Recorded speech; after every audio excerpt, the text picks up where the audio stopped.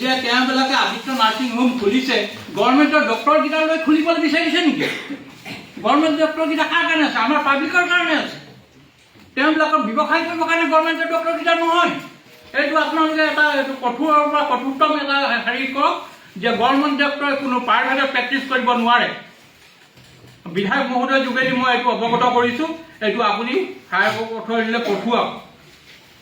গতিকে মই হয় আৱেগিক গুৰুত্ব হোৱাৰ কাৰণে অলপ উত্তেজিতভাৱে কৈছোঁ। তাৰ কাৰণে আপোনালোকক সকলোকে ক্ষমা প্ৰাৰ্থনা বিচাৰিছোঁ। কিন্তু আমি 10 লাখ টকাৰ মানুহ নহয়, সেইটো আপোনালোকে বিচাৰ বিবেচনা নকৰিব। প্ৰত্যেকজন ব্যক্তিয়ে আমাৰ 10 লাখ টকা প্ৰথমবাৰত দিব পৰা অৱস্থা আছে আমাৰ। গতিকে আপোনাক এটাই কথা কৈছোঁ, আপুনি প্ৰাইভেট নাৰ্ছিং হোম খুলিছে খোলক, কিন্তু গভৰ্ণমেণ্ট ডক্টৰকেইটা ইউজ কৰিব নোৱাৰে। আপুনি কি ভিত্তিত আপুনি গভৰ্ণমেণ্ট ডক্টৰ ইউজ কৰি আপুনি নাৰ্ছিং হোম চলাইছে?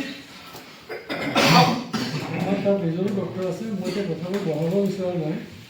আপুনি চাওক তাত গাইনকলজিষ্ট আছে, মেডিচিন নাই গাইনকলজি আছে যদি আপোনালোকৰ নিজৰ গাইনকলজিকে হেৰি নকৰি আমাৰ এইটো কথাটো চিভিলৰ পৰা দিয়া হ'ল।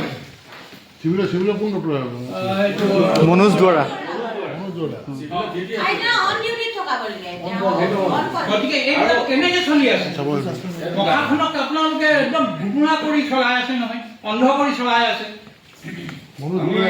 আমি জানিব পাৰিছোঁ সেইদিনাখন যেতিয়া 8 তাৰিখে মনোজৰ তেখেতে তাত যিটো অপাৰেশ্যন কৰিছিলে সেইদিনাখন তেখেতে 3টা পেচেণ্ট চিভিলৰ পৰা ফৰৱাৰ্ড কৰিছে।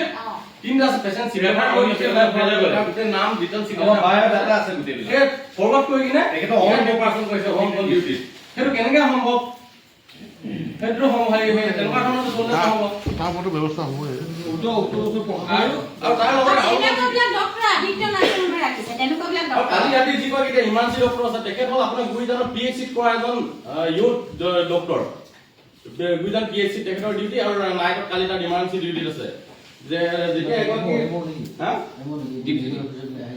কালি ৰাতি ইয়ংকে ডেকা ল'ৰাটো আছিলে, সেইটো গুইজান PHC ল'ৰা, গুইজান PHCত কৰা ল'ৰা আৰু নাইটত ইয়াত আছে। তেনেকুৱা ধৰণৰ ডক্টৰ যিকোনো খবৰৰ বাবে যোগাযোগ কৰক আমাৰ এই নম্বৰত 9181 307 2221।